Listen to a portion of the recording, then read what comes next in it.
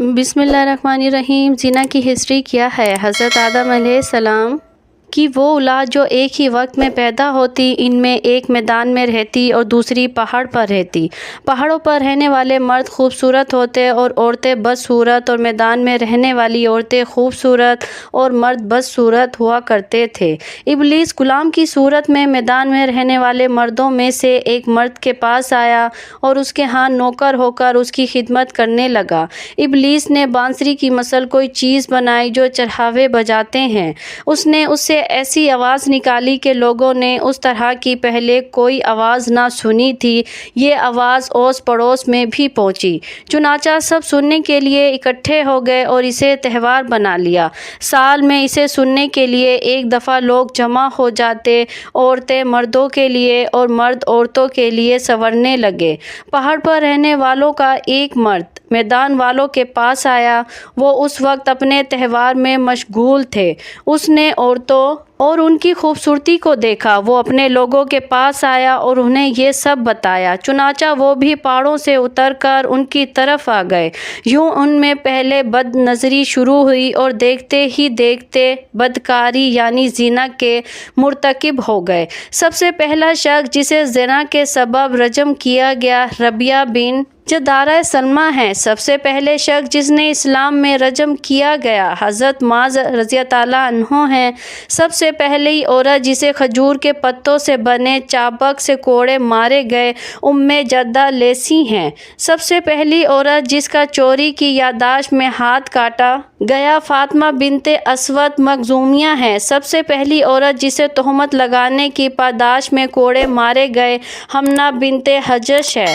سب سے پہلے مرد جنہیں تہمت کی پاداش میں کوڑے لگائے گئے حضرت حساس اور مسلط ہیں۔ سب سے پہلے شراب حضرت نوح علیہ السلام کے زمانے میں تیار کی گئی۔ سب سے پہلے شخص جسے اسلام میں شراب پینے کی پاداش میں کوڑے لگائے گئے ایک آدمی ہے جسے عبداللہ حمار کہا جاتا تھا۔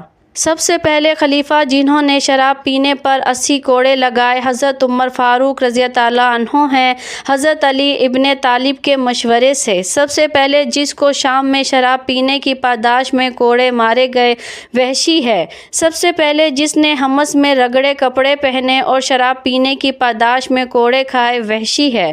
سب سے پہلا حاکم جس نے شبہ کی بنا پر سزا دی اور بدگمانی پر پکڑ کی زیاد ہے۔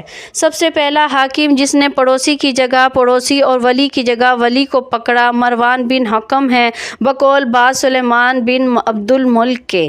سب سے پہلی قوم جس نے مردوں سے مباشرت کی قوم لوط ہے۔ نص و قرآن کی روح سے میری داست میں روایت ہے کہ نبی کریم صلی اللہ علیہ وآلہ وسلم نے فرمایا سب سے پہلے جس نے لواطت کا فعل کیا ابلیس ہے۔ جب وہ جنت سے تنہا اتارا گیا اور اس کی کوئی بیوی نہ تھی، اس نے اپنے آپ سے بدفعلی کی، اس سے اس کی اولاد پیدا ہوئی۔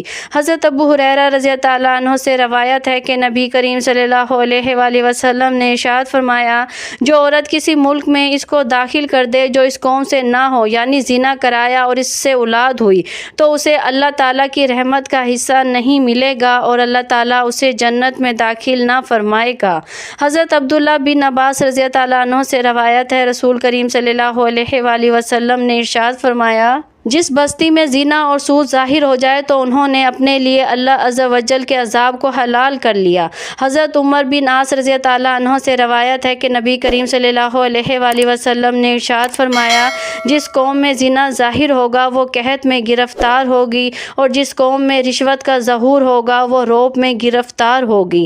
حضرت بریدہ رضی اللہ عنہ سے روایت ہے سرکار دو عالم صلی اللہ علیہ وآلہ وسلم نے ارشاد فرمایا ساتوں آسمان اور ساتوں زمین بوڑھے زانی پر لعنت کرتی ہیں، اور زانیوں کی شرمگاہ کی بدبو جہنم والوں کو ایذا دیں گی۔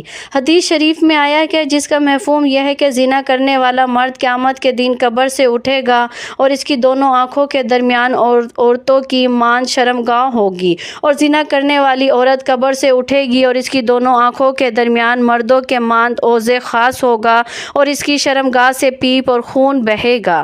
اگر اس کا ایک قطرہ زمین پر گر پڑے پڑے تو تمام دنیا گرمی کے مارے جلنے لگے۔ اگر زانیوں کو اس امر یعنی زنا کے گناہ کا احساس ہوتا کہ ان کی وقتی لذت سے کس قدر بڑے شر اور فساد کے دروازے کھلتے ہیں تو انہیں اس شرمناک جرم کے ارتکاب کی نسبت اپنے وجود کو فنا کر دینا آسان دکھائی دیتا، بالخصوص جبکہ ان کے اس کبھی عمل کا نتیجہ ہے اس بچے کی صورت میں نمودار ہوتا ہے۔ ایک عیاش اور بدمعاش عورت کبھی تو اس کے پنگوڑے میں ہی اس کا گلا گھونٹ دیتی ہے، کبھی حالت جنبین میں اقساط کروا کر جان چھڑوا لیتی ہے اور کبھی اسے واضح حمل کے بعد زندگی کی مشکل اور زمانے کے مصائب جھیلنے کے لیے لاوارث پھینک دیتی ہے۔ اس معصوم کو اپنی ماں معلوم نہیں ہوتی جو اس پر امر مادری نچھاور کرتی، وہ اپنے باپ کو نہیں جانتا جو اس کے سردشت شفقت رکھتا، اور ایسے اتفاقات زمانہ ایسے شخص کے سپرد کر دیتے ہیں جو اس کی تربیت ایسے دین کے مطابق کرتا ہے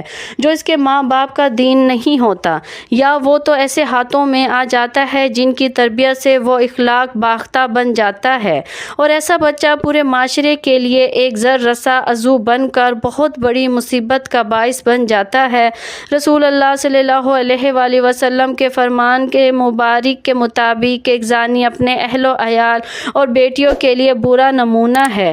ایسا انسان نہ اپنی نسل کی پرواہ کرتا ہے اور نہ ہی اپنی عزت کی، کیونکہ خواہش نفسانی کا نشہ اس پر سوار ہوتا ہے۔ انسانوں کا ایسا گروہ جنگلی گدھوں، بندروں اور حیوانات کے مرتبے سے بھی گر جاتا ہے جو اپنی انات یعنی عورتوں پر حملے کرتے ہیں۔